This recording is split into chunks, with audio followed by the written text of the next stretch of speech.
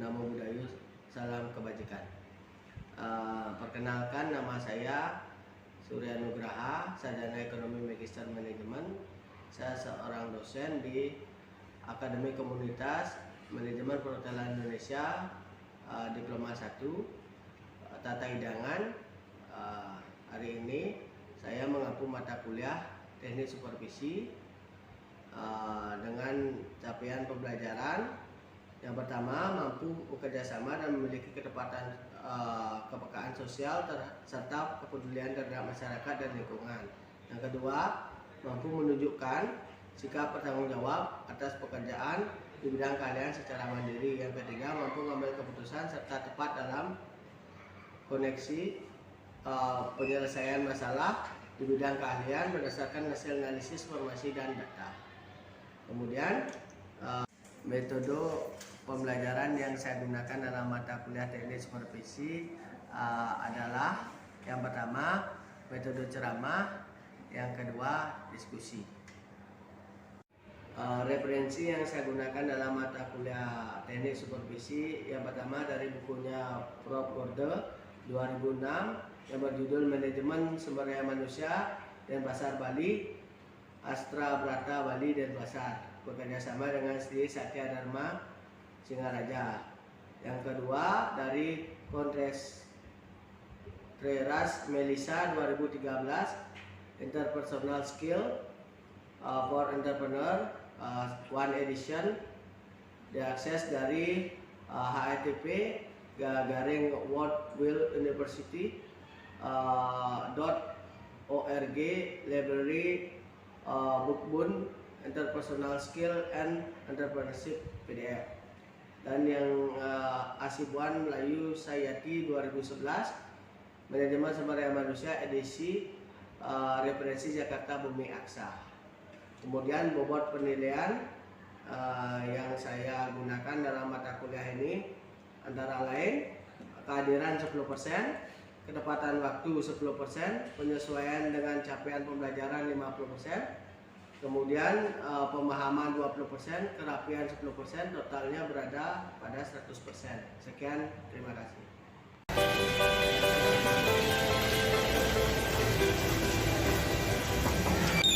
Selamat siang. Oke, selamat siang semua. Hari ini kita akan mempelajari tentang teknik supervisi ya. Saya harap Anda semua rapi ya, karena Anda calon-calon pemimpin kan. Kalau pemimpin kan harus rapi ya. Apalagi sekarang topik kita mengenai kepemimpinan ya, atau leadership. Tapi sebelum kita mulai, alangkah lebih baik kita berdoa. Menurut iman dan kepercayaan kita masing-masing, mari kita berdoa. Absen ya. Ibu Adi Mahendra. Hadir, Pak. IKD Agus Pranata Yasa. Hadir, Pak. Made Erlin Ardiansa. Hadir, Pak. Kade Ayu Bilaksmi Rusita. Total yang hadir hari ini itu sebanyak 17 orang. Betul ya? Hanya nihil yang nggak datang ya? Ya. Hari ini kita masuk ke bab 7, ada kepemimpinan ya. Ada yang tahu tentang kepemimpinan atau leadership? Rian mungkin?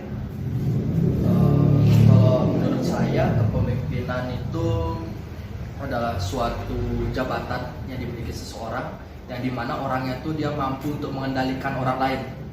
Seperti itu, Pak. Oke. Kalau Laksmi?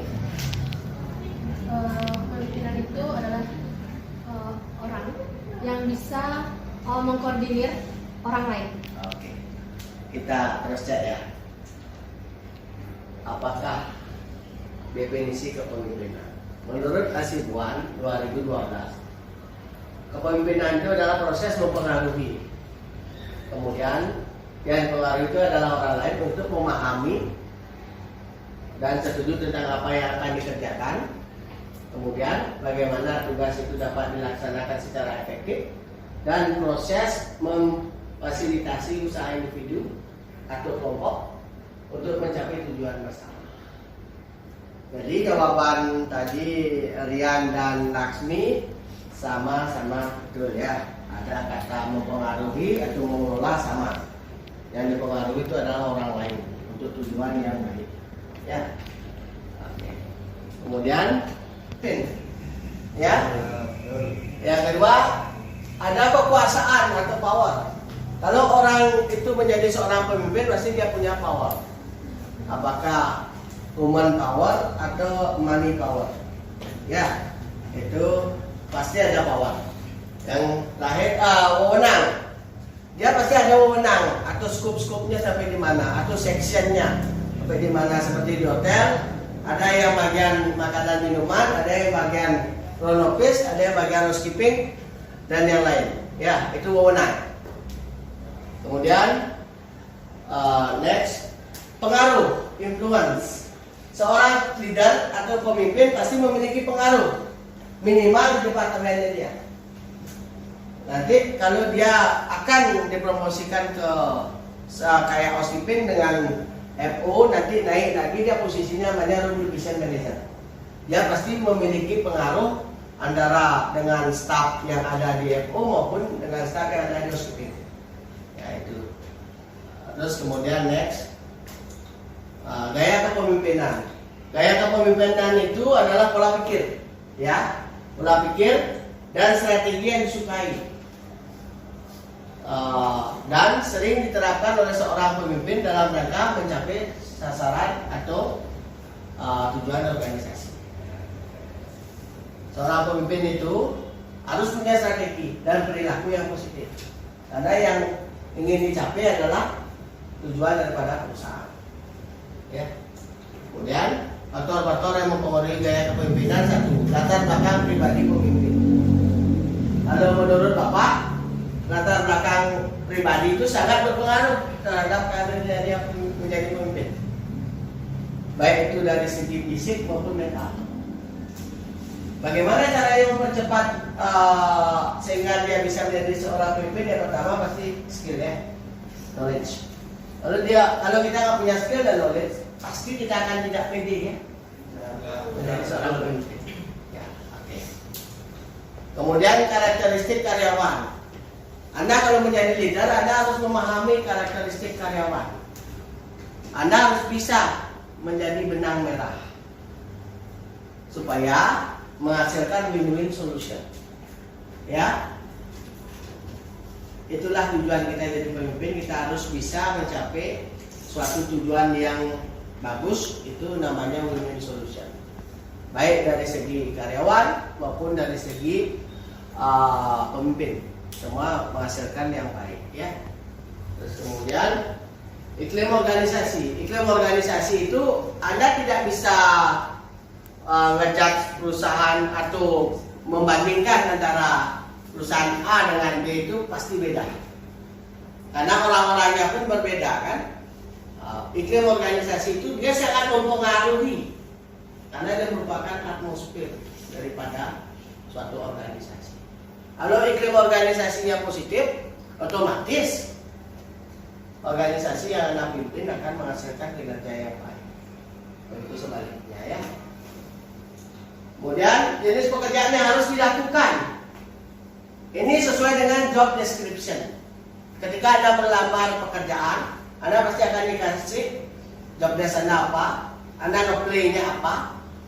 Kalau banyak Rian mau jadi front office manager, otomatis job desk-nya Rian pasti yang front office manager, karena itu yang Rian play. Laksmi pengen jadi LB manager, pasti job desk-nya dapatnya itu, karena play-nya yang itu saja, ya. Kemudian filosofi organisasi yang berlaku. Filosofi itu biasanya sangat kental dengan budaya organisasi. Kalau filosofi di suatu hotel itu beda-beda. Ada yang filosofinya tergantung daripada owner itu sendiri, maupun ada yang tergantung dari manajemennya. Ya. Mungkin kalau saya bandingkan antara Paradiso dengan Nusa Dua Beach Hotel, beda filosofinya, beda. Oke. Gaya kepemimpinan. Ada ini istilahnya gaya kepemimpinan yang gayanya militer ya.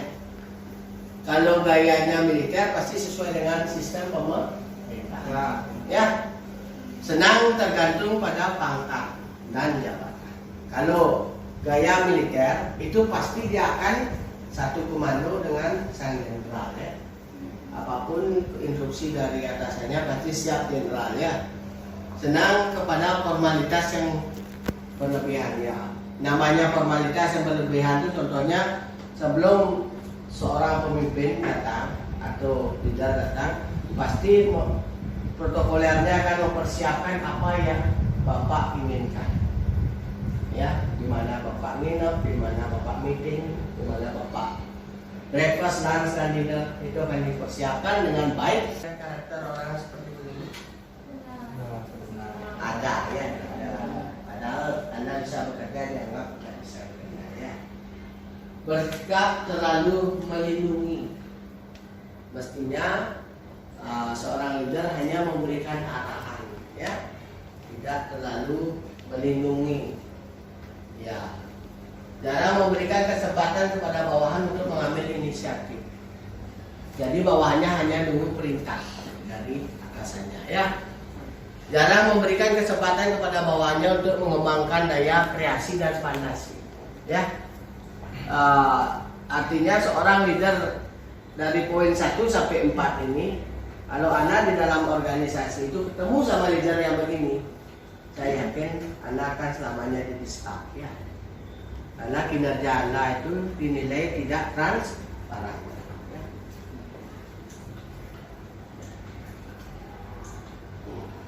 Karismatik. Pemimpin yang karismatik menekankan pada perilaku pemimpinnya, ya, yang simbolis dan pesan-pesan mengenai visi misi, memberikan inspirasi, komunikasi nonverbal, daya tarik terhadap nilai ideologis, stimulasi intelektual terhadap para pengikutnya. Orang yang karismatik itu figurnya, ya, seperti Pak Insinyur Soekarno. Beliau merupakan figur yang sangat baik, ya, sangat berwibawa. Terbukti kita bisa merdeka ya. Beliau orangnya pemberani, kesatria. Orang yang karismatik pasti orangnya pemberani dan berpengaruh. Ya.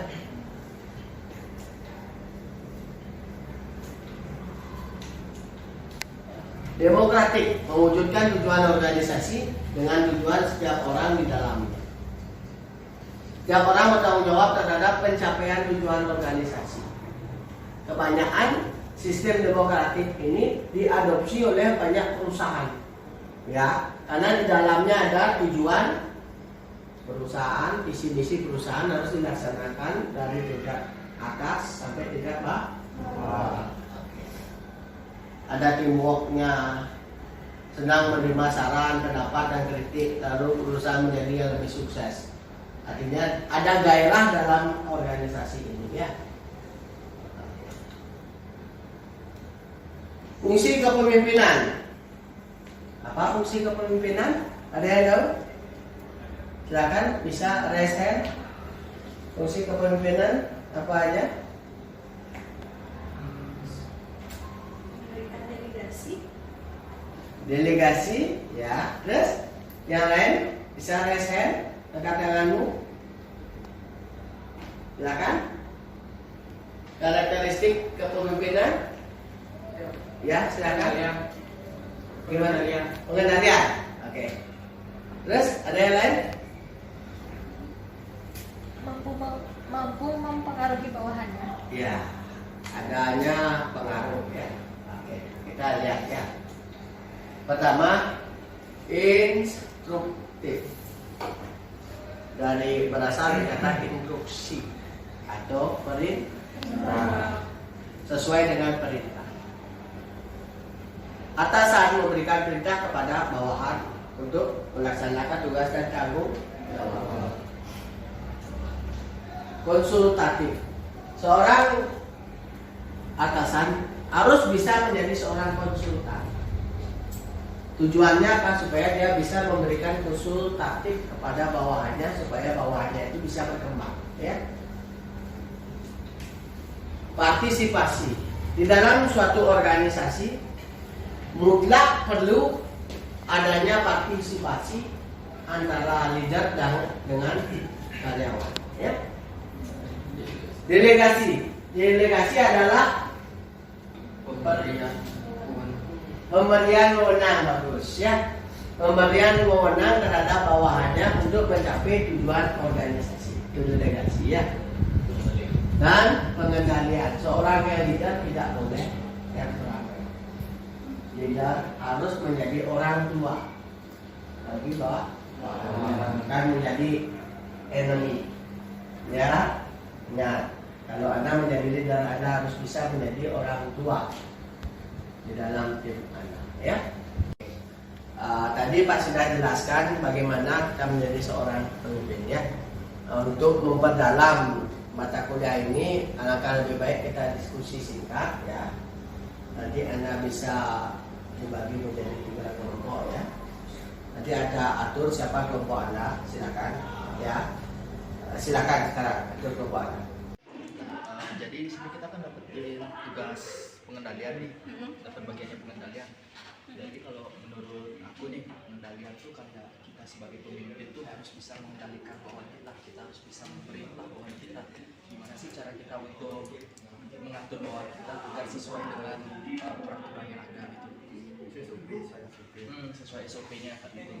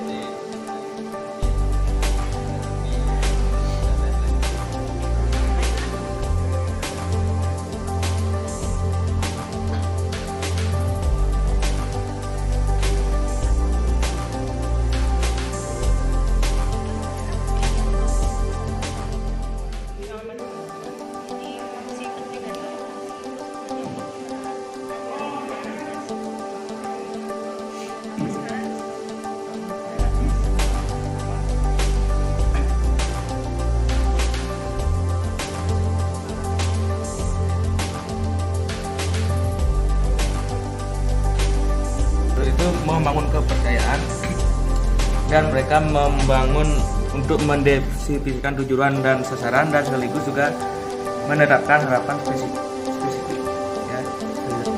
Sedang selesai diskusinya, Pak minta tolong perwakilan dari masing-masing kelompok untuk memaparkan hasil diskusinya, ya.